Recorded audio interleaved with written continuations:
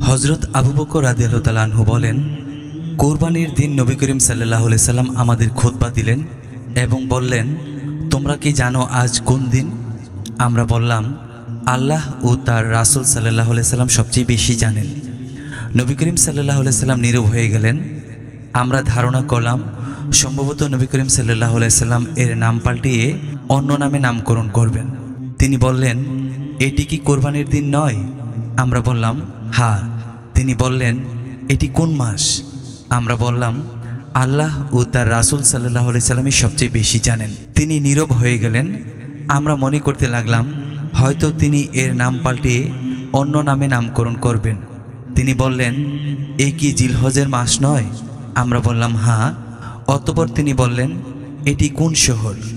আমরা বললাম, আল্লাহ ও তার রাসূল সাল্লাল্লাহু আলাইহি সাল্লামই সবচেয়ে বেশি জানেন। আল্লাহ রাসূল সাল্লাল্লাহু আলাইহি সাল্লাম নীরব হয়ে গেলেন। ফলে আমরা ভাবতে লাগলাম হয়তো তিনি এর নাম বদলিয়ে অন্য নামে নামকরণ করবেন।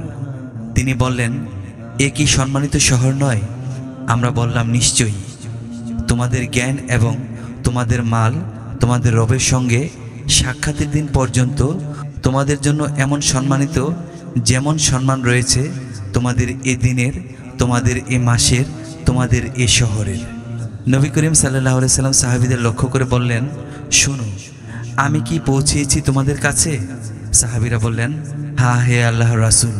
তিনি বললেন, হে আল্লাহ সাক্ষী থাকুন।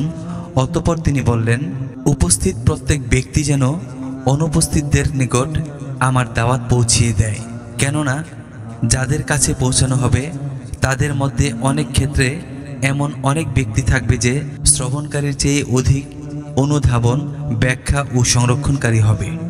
তোমরা আমার পরে পরস্পরকে হত্যা করে কুফরের দিকে প্রত্যাবর্তন করো না। সূত্র সহিহ আল বুখারী, হাদিস নং 1741।